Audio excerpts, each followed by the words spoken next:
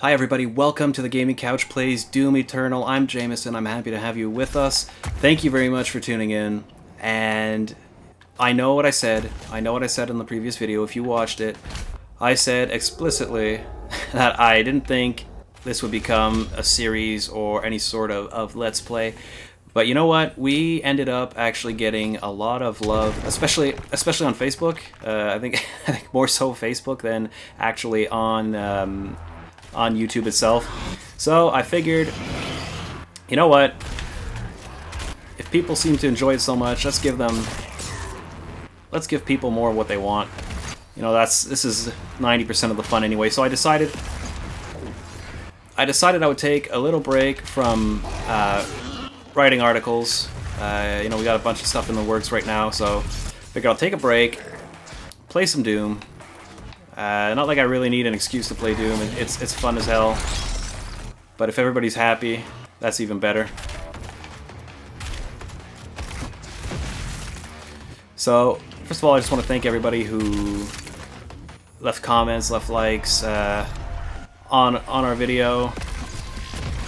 It's really appreciated.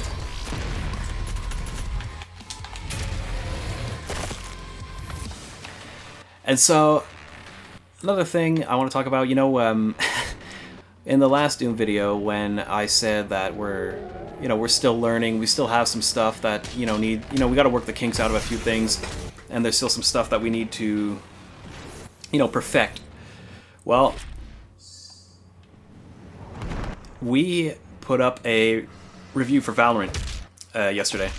A written review, of course, and a video review to go along with it. And you know, when I was recording gameplay for Valorant, I was using OBS and everything was fine. You know, the settings, in the game settings, it was playing in 1080 and it seemed to be fine.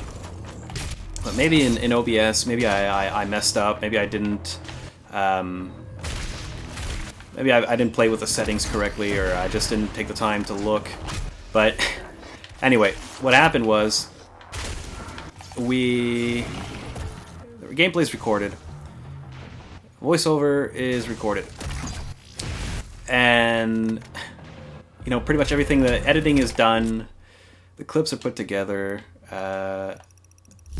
everything's packed up in a nice little bundle, ready to go, ready to be exported, ready to be posted up to YouTube. And then I export the video, and I realize, well, hey, the maximum quality I can get here is 720, and that was thoroughly disappointing. But you know what? I posted it up anyway, and not out of laziness, not at all, but simply because the work was done. I figured 720p, it's better than 360. It'll still get the job done. It's not ideal. Obviously, it's not what I wanted. But it had been a long day. The work was done, and so I figured, okay, I'll post it up. And you know what? Right now, as we speak, it's on track to become probably one of the most viewed videos that we've posted so far, which is very, very encouraging. And thank you everybody who's left a comment, who's liked the video, who's watching it, and just thank you for being understanding about that little technical issue that prevented us from getting a 1080p recording. But now, while we're on the subject of Valorant, I'm just wondering, what do you guys think of the game? Have you played it? Are you thinking of playing it? If you haven't played it, it's free to play, so there's no financial risk to you. And maybe you're out there and you're saying, yeah, well, I don't think my PC can handle it. It's a very low spec game. It can be played on pretty much any relatively new PC, or even on a laptop. It's not a very demanding game. So it's free. It's not demanding. Could be interesting if you like competitive shooters. If you like hero shooters, it's It's a decent game, and I think that brings me to the main to my main subject here about Valorant, is that it's a good game. It plays well. It's polished, but but it's just, I don't know. It's, listen. I'll yeah. I know this. I know this. Thank you. It's a fine game. It plays well. It's polished. But you know, if somebody wants to ask my opinion, my real opinion about the game, you know, I gave it a 7 out of 10. I gave it a 7 out of 10 because that's what it deserves. It's a good game, but it doesn't revolutionize the genre. It doesn't bring much to the table. And you know, if you've played any other hero shooter, well, you know, you'll feel really at home with Valorant, and that's about it. Like it lacks just lacks character. You know, it has 11 agents. They don't have the same big personalities that you might be used to, you know, playing games like Apex Legends or Overwatch. You know, you can tell them apart physically very easily, but I don't know. It's just it's not the same. There's some witty banter, and you know, some things they say are funny, but that's just inevitable. I think you know, and feel free to agree with me here or not, but and I want to say this nicely as it can be said. I really think that if Valorant had been developed by an independent developer or by any other company, really, there'd be no hype around it. Like, we wouldn't be seeing the kind of hype that we're seeing now. And if Valorant was Riot Games' first game, like if they hadn't made League of Legends, this was their first game, there'd be no hype. And I just won't talk here during this. You'll notice that I have the Praetor suit, the original one. It is not yours to take. As much as I love seeing Slayer's arms, massive arms. You cannot kill the priests. You know our laws. Despite their transgressions against the Covenant, they are still of Sentinel blood.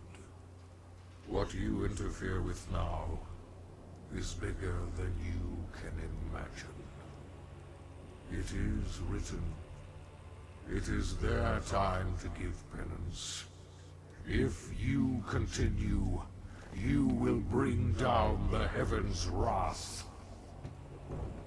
You are but one man. They are no longer your people to save.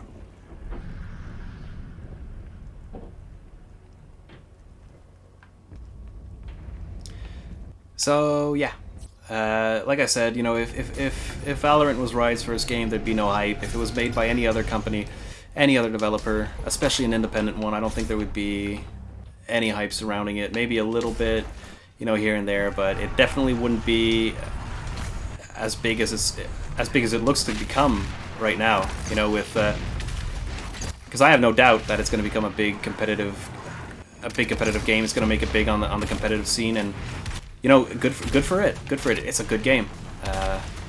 It's a fun game to play.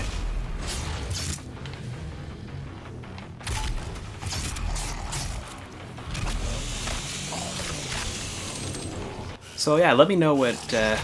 Whoa.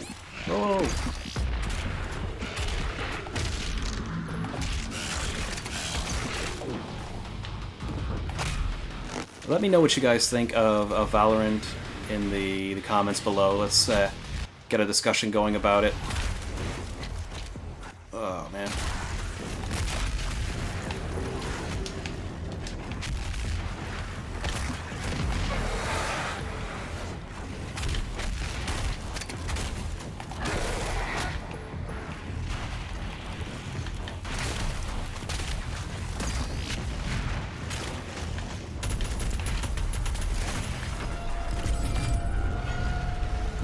So, in when the gaming couch started off, like in the early days, so a few weeks ago, really, I wrote an opinion piece. I wrote an article on Halo 2, and it was essentially a love letter to Halo 2. Finding more batteries will enable you to utilize the full functions of your command station.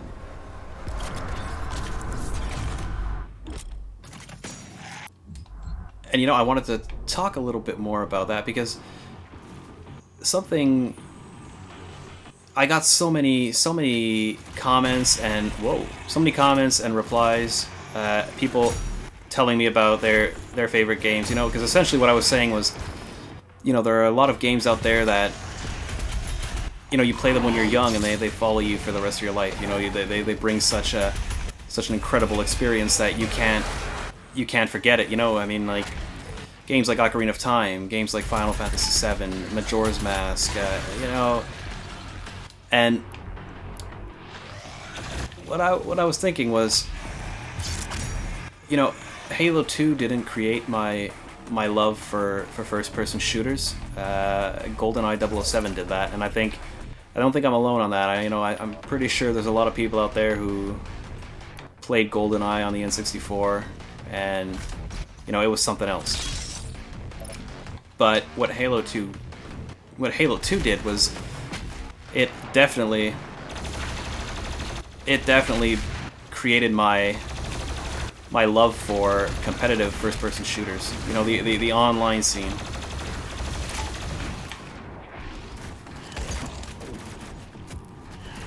So when Halo 2 came out, and that was back in 2004.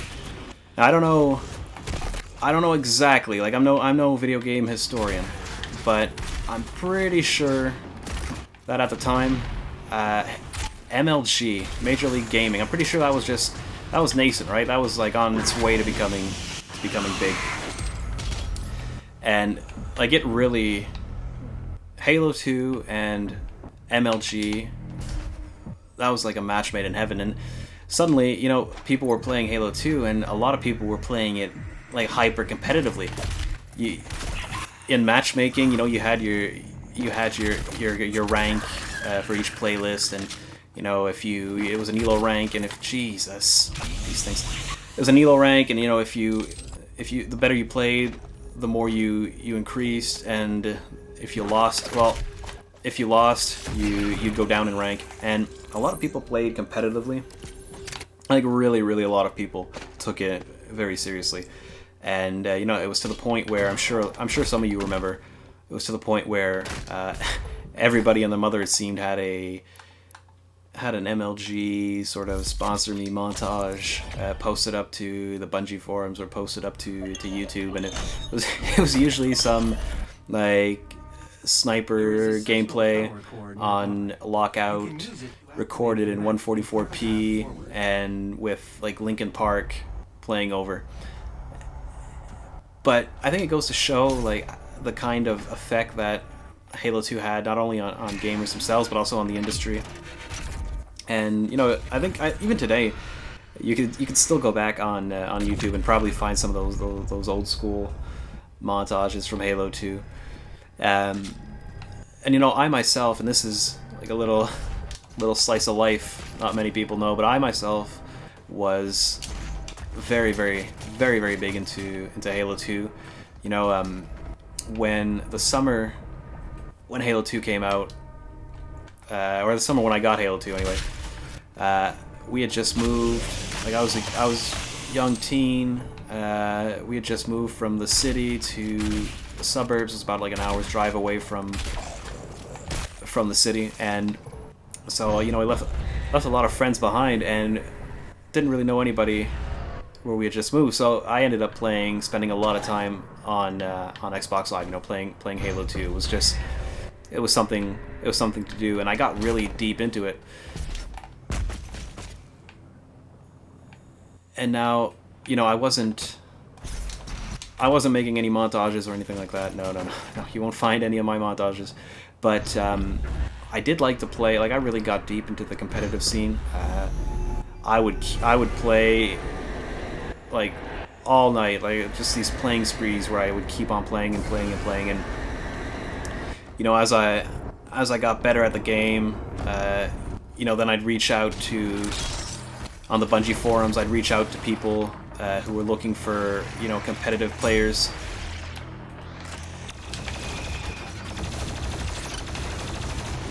Oh, God.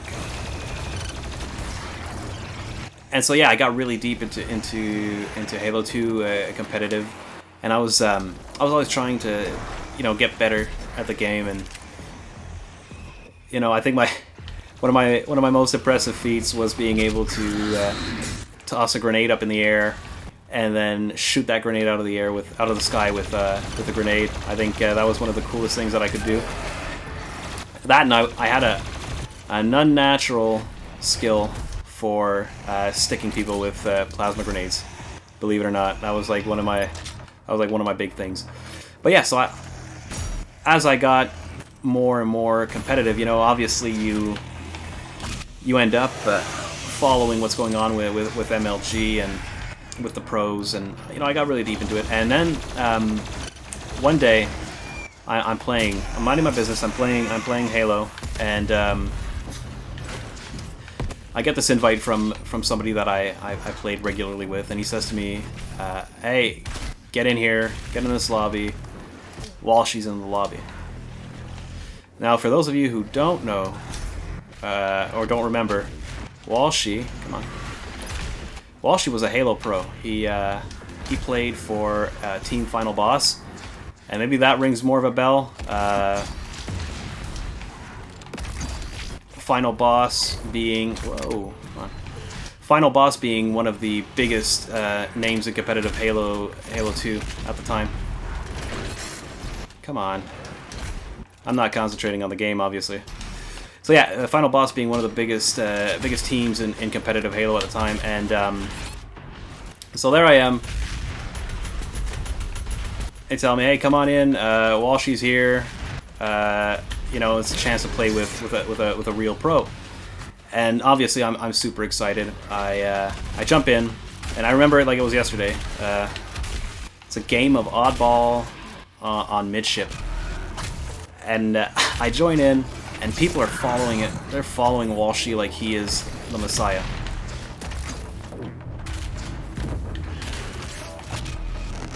Which I understand, because, you know, myself, I was, oh god.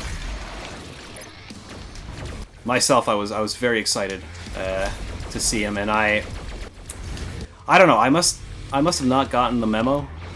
Like, maybe there was like some understanding that we don't touch Walshy. Maybe, I don't know.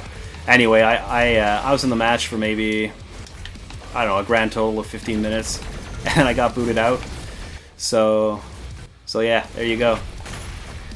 That's the story of how I played with an MLG pro gamer for about 15 minutes before getting kicked out.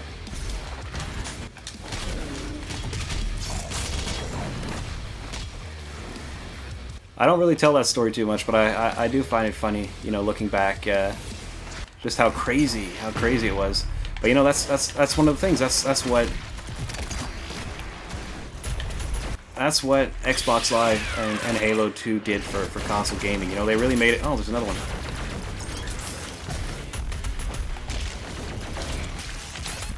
Come on.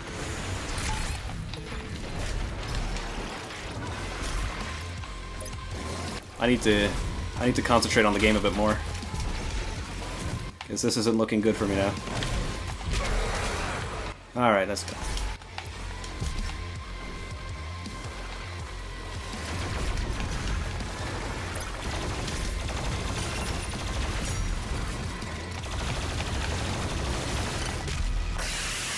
Yeah, so like I was saying, that's what Xbox Live and Halo 2 really did for online gaming on consoles. I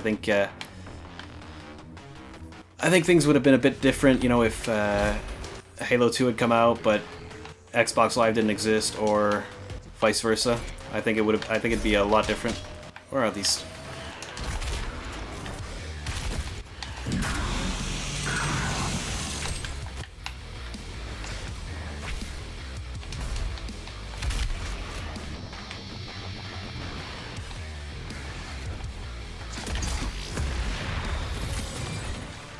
And by the way, you know, as we get more and more towards the end of this video, jeez. I was looking at our Facebook page, and I think we're very, very close to 700 likes, which I find absolutely incredible. Honestly, if we're not at 700 already, we'll be there very soon. So I'd like to thank everybody for liking and, you know, sharing our content and enjoying what we do. Again, it's very appreciated.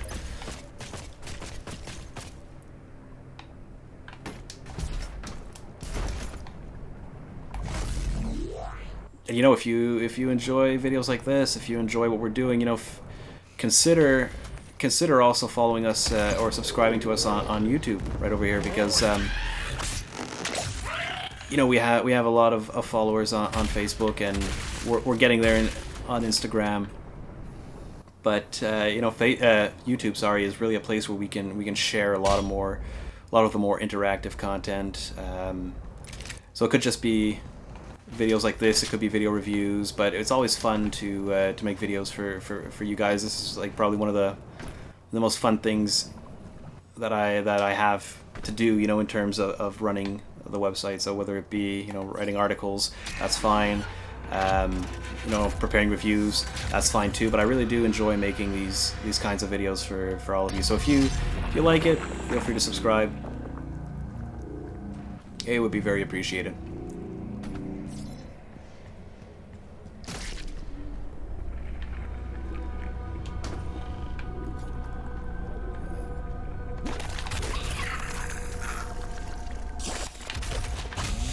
There we go.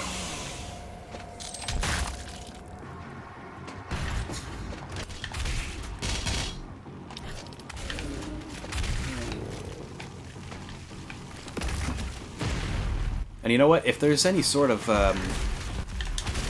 content that you guys would like to see, you know, anything in particular, leave a comment. Let me know. We can always try and make things work.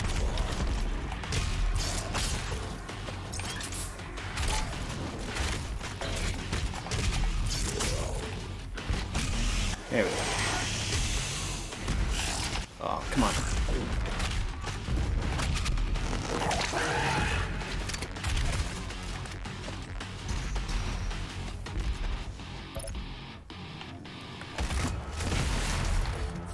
It's crazy how easy it is to get bum rushed in this game. Like, you always got to be on the move. Always got to be on the move, and even then, sometimes it's just not good enough.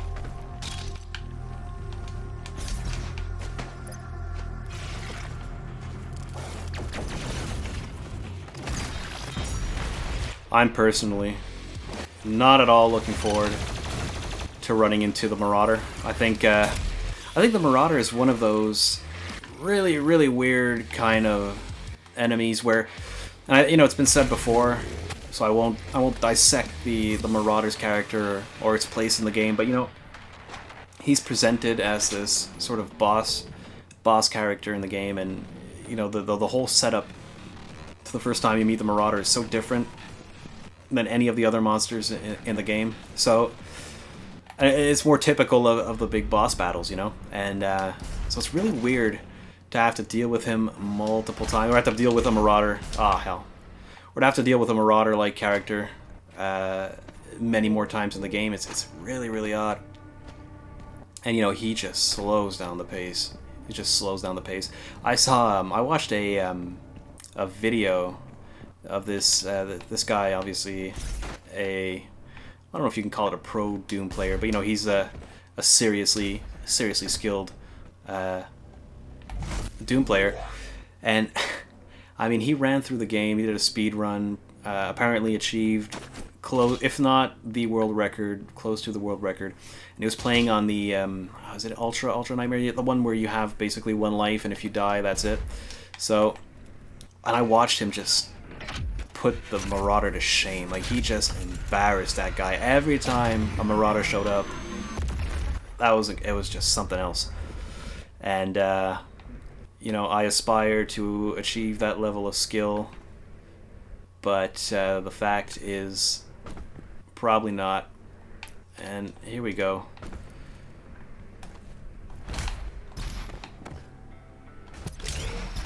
There we go. All right. That's something else, you know, like I said it before and I'll say it again. Platforming in first-person games, generally not the best. Generally not the best, and, you know, I think this is one section especially right now where... One section that really gets on my nerves. And the worst part is it's done well. It's done well in the game, you know? It's not terrible, but it can just be so difficult. Like, you've got to be on point.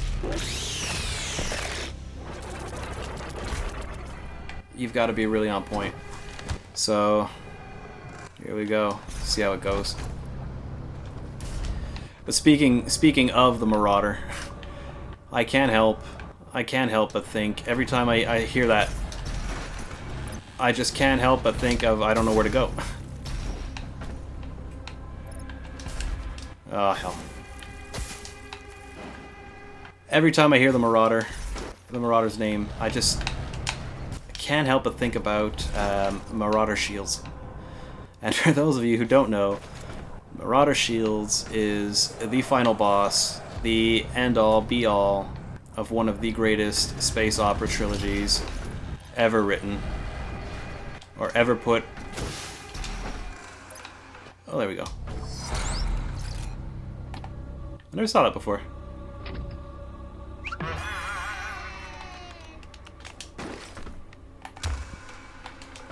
Okay.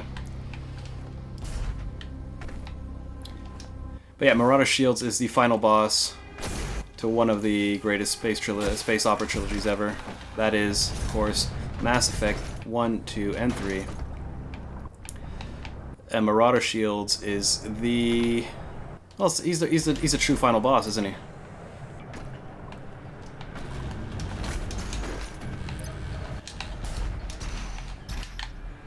Ah, hell.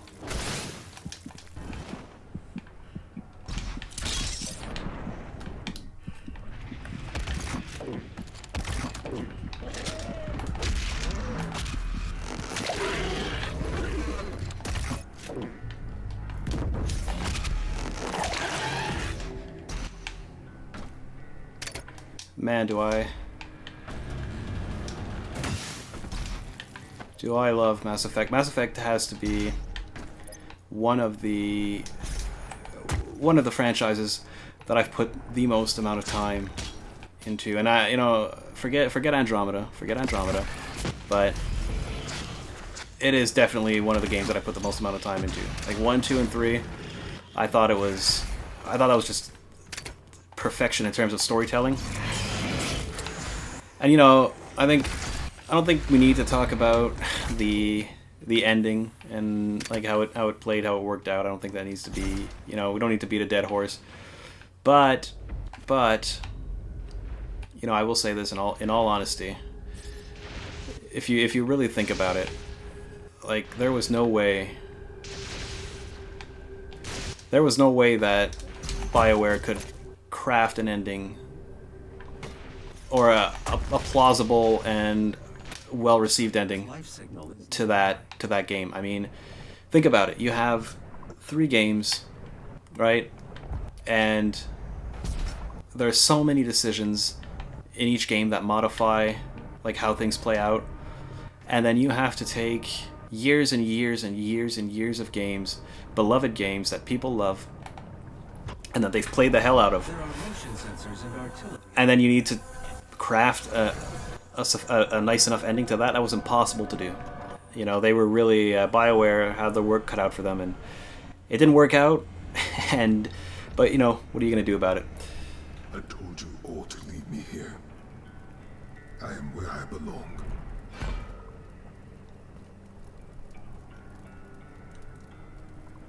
Saving your people will not bring you peace. Only make the burden you carry worse.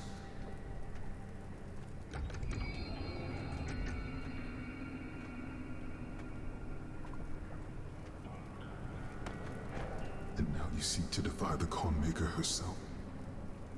It is your people's time now to give penance, just as it was mine. Hear me, Slayer. When his heart is laid to rest, then his soul will be at peace. And so will mine.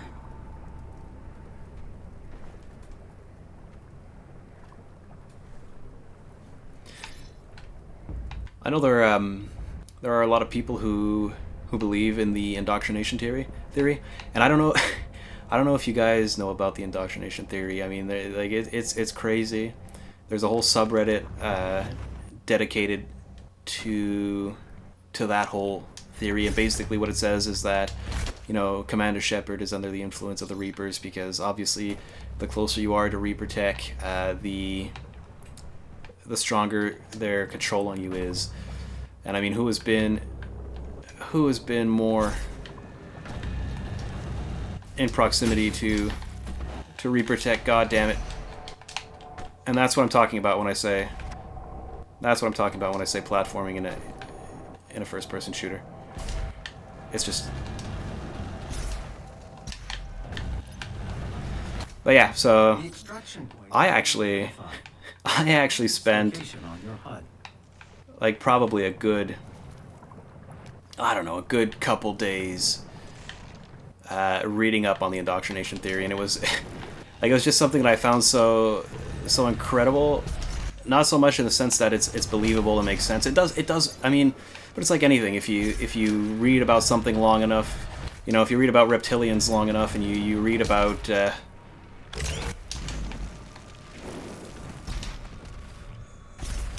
you read about any crazy theory long enough, and, you know, it starts to make sense, right? But I just find it incredible that, like, the game is so beloved by so many people that they couldn't deal with the ending that they got. And, you know, granted, it wasn't a good ending, you know. It wasn't the ending the franchise or the trilogy deserved. No, it wasn't. But, you know, we got what we got.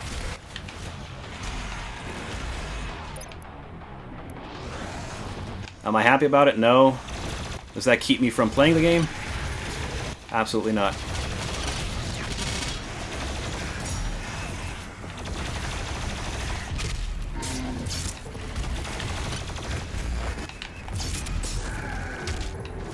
And I really think, in terms of, we're just talking about enemies here right now real quick, I think the Revenant is the most horrible and scary, just scary monster of all the demons. You know, the others are disgusting, or they're just like, Jesus. The others are disgusting, or they're just normal looking. You know, what you'd expect from demons. But the Revenant, I guess maybe it's because it's a skeleton, like a spooky skeleton with a jetpack and rocket launchers. But it is such a great design. Such a great design. Okay, let's get this over with here. It's so easy to get bum rushed in this game. It's incredible.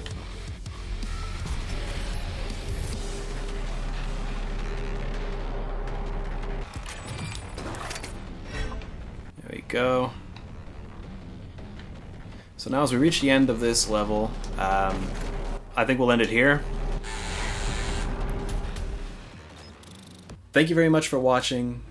If you enjoyed, remember to subscribe, leave a like, leave a dislike. That makes the job much easier for us when it comes time to fine-tune and create content. So we appreciate it very much. Hope you enjoyed the video. Thank you very much. And right now I'm gonna get back to work. We have some articles to write. We have some stuff to do. Let us know what you think of the video. Let us know what you think of Valorant. If you have anything to add, leave it in the comments. Follow us on Facebook. Leave a comment on Facebook. Thank you very much. I'm Jameson. Have a great day. Bye-bye.